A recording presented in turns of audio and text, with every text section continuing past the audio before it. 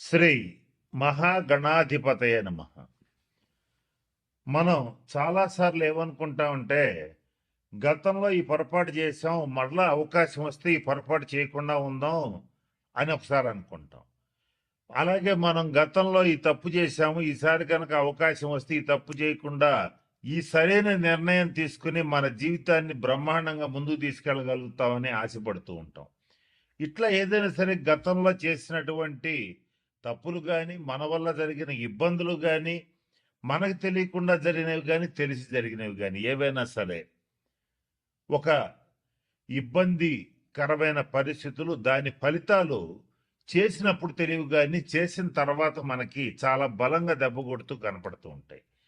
అటువంటి వాటి నుంచి తప్పించుకోవటానికి ఒక 136 రోజుల పాటు, అంటే జూలై 27 2026 నుంచి డిసెంబర్ 10 2026 వరకు శని వక్రించి ఈ 136 రోజుల పాటు మనం ఏదైతే చెయ్యాలనుకుని మిస్ అయిపోయామో గత 2.5 సంవత్సరాల్లో, అది మళ్ళీ చేసి సక్సెస్ సాధించడానికి, జరిగిన తప్పులు దిద్దుకోవడానికి, జరిగిన ఇబ్బందుల నుంచి బయటపడటానికి ఒక 4 రాసుల వాళ్ళకి మంచి రాజయోగం ఇస్తూ అవకాశం ఇస్తున్నటువంటి శని వక్రగ్రహ సంచారం ఏదైతే ఉందో, ఈ 4 రాసుల వాళ్ళని ఏ రకమైనటువంటి నిర్ణయాలు తీసుకుంటే, ఏ తప్పులు సరి చేసుకుంటే ఎలా ముందుకెళ్ళొచ్చు అనేటువంటి అంశం గురించి జ్యోతిష్ శాస్త్ర పరంగా కొన్ని సూచనలు, సలహాలు ఇప్పుడు నేను మీకు తెలియచేయడానికి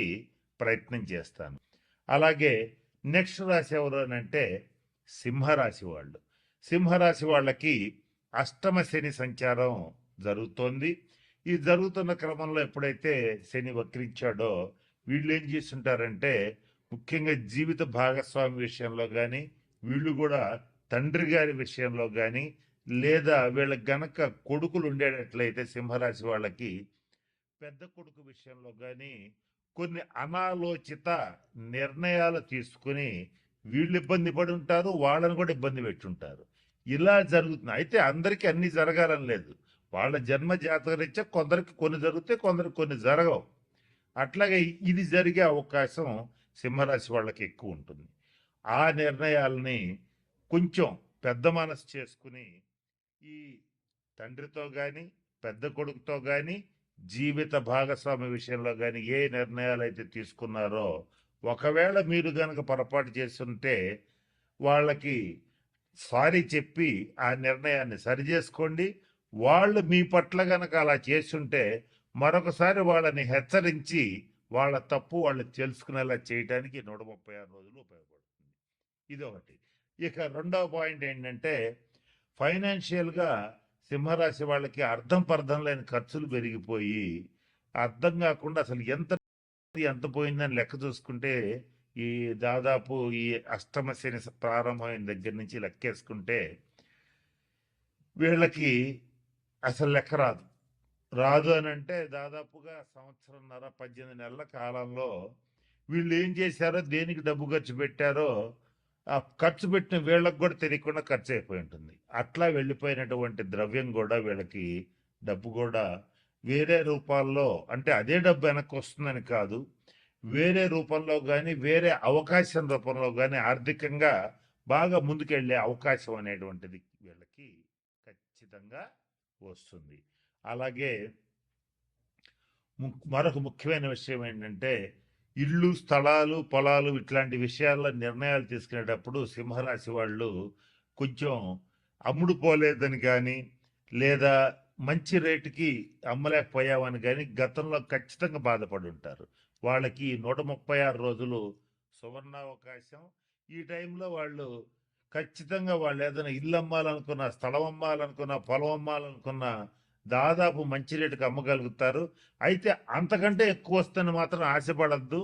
ఈ 136 రోజుల్లో వచ్చేటువంటి రేటే హయ్యెస్ట్ రేట్ అనుకుని ఖచ్చితంగా అమ్మేసేయండి.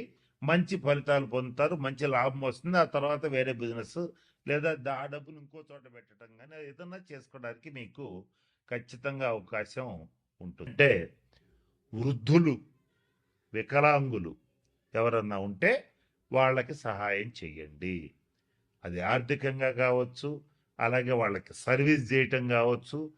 వికలాంగులు ముఖ్యంగా ఎవరన్నా కుంటి వాళ్ళు ఎవరన్నా ఉంటే వాళ్ళకి ట్రైసైకిల్స్ అంటే 3 చక్రాల బండ్లు ఇవ్వటం కానీ, లేదా వాళ్ళ ఆసుపత్రి ఖర్చులకు డబ్బులు ఇవ్వటం కానీ, రోగుల్లో కూడా మామూలు రోగులు కాదు, దీర్ఘ రోగులు.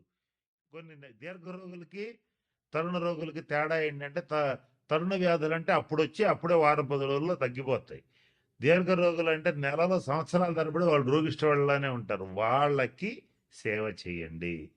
ఇంకా కుదిరితే ఈ 6 రాసుల వాళ్ళు ఎవరైనా రక్తదానం చేసే అలవాటు ఉంటే చెయ్యండి, అది మీకు మంచిది. ఇక ఇంకా ఎవరైనా సరే ఈ 6 రాసుల్లో శనీశ్వరుడికి సంబంధించి మంచి ఫలితాలు పొందాలంటే ప్రభుత్వ ఆసుపత్రులకు వెళ్ళి అక్కడ ఉన్నటువంటి రోగులకి కావలసిన మెడిసిన్స్ ఇప్పించటం కానీ, ఏదైనా పళ్ళు ఇవ్వటం కానీ అవకాశం ఉంటే చేయండి. ముఖ్యంగా వృద్ధాశ్రమాలు, అనాథాశ్రమాలు కాదు, వృద్ధాశ్రమాలు ఎవరికైతే ఉంటాయో అక్కడికి వెళ్ళి వృద్ధులకి సేవ చేయండి. వాళ్ళకి కావాల్సిన వైద్య సదుపాయం కల్పించండి, వాళ్ళకి కావాల్సిన సేవలు చేయండి. శని గ్రహం అనేటువంటి వృద్ధుల్ని సూచిస్తుంది, నల్లటి వాళ్ళని సూచిస్తుంది, కుంటి వాళ్ళని సూచిస్తుంది. అలాగే నలుపుకు సంబంధించినటువంటి విషయాలు, నూనెలకు సంబంధించిన విషయాలు, పత్తికి సంబంధించిన విషయాలు సూచిస్తుంది. ఈ 6 రాసుల్లో ఇటువంటి వాటికి సంబంధించి వృత్తి వ్యాపారాలు చేసేటువంటి వాళ్ళు చాలా జాగ్రత్తగా ఉండాలి. వీళ్ళకి తగిన నిర్ణయాలు తీసుకోవాలి, తగిన శాంతి పరిహార క్రియలు పాటించాలి. ఇలా చేస్తే ఖచ్చితంగా మంచి ఫలితాలు ఉంటాయి. ఇంకొక ముఖ్యమైన విషయం, శని ఎప్పుడు కూడా క్రమశిక్షణను కోరుకుంటాడు, ఆనెస్టీ, నీతి నిజాయితీలను కోరుకుంటాడు. ఈ 6 రాసుల్లో ఎవరైతే నీతిగా నిజాయితీగా ఉంటారో, క్రమశిక్షణతో ఉంటారో, పరద్రవ్యాన్ని ఆశించరో, అంటే ఎదుటివాడి ఇల్లు కొంప కొల్లగొట్టి కాజేయాలనుకోరో, వాళ్ళకి మాత్రం మంచి ఫలితాలు ఉంటాయి. ఏదైతే నేను చెప్పినట్టుగా ఎవరో ఒకళ్ళ ఆస్తి కలుపుకుందాం, ఏదో ఒక రకంగా వాడి ఆస్తి వాడిని బెదరగొట్టో, భయపెట్టో, లేదా ప్రలోభాలకు గురి చేస్తూ లాక్కుందాం అనేటువంటి వాళ్ళు కానీ, తీవ్రంగా మద్యపానం చేసేటువంటి వాళ్ళు కానీ, అలాగే నిషేధిత ప్రదేశాలు అంటే జూద గృహాలు, వ్యభిచార గృహాలు, ఇటువంటి వాటి దగ్గరికి వెళ్ళేటువంటి వాళ్ళు కానీ, వాళ్ళని మాత్రం ఈ 136 రోజులు కర్మకారకుడైనటువంటి శనీశ్వరుడు ఖచ్చితంగా ఇబ్బందులు పెడతాడు. కాబట్టి వాటి జోలికి ఖచ్చితంగా పోవద్దు. ఈ 136 రోజులు అసలు పోవద్దు. కనుక నేను చెప్పినటువంటి విషయాలు గమనంలో పెట్టుకోండి, జాగ్రత్తలు పాటించండి. మన ఛానల్లోనే ఇంకా పరిహారాలు ఇస్తాను, మీకు షార్ట్స్ రూపంలో కూడా ఇస్తాను.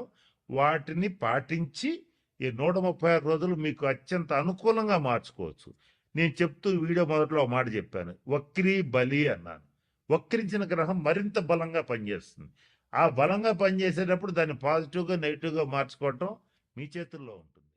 కాబట్టి నేను చెప్పిన అన్ని సూచనలు పాటించి అందరూ 12 రాసుల వాళ్ళు శనీశ్వరుడు యొక్క శుభ ఫలితాలు పొందాలని మనస్ఫూర్తిగా ఆశిస్తూ ఆ పరమేశ్వరుడిని ప్రార్థిస్తూ సెలవు తీసుకుంటున్నాను. స్వస్తి.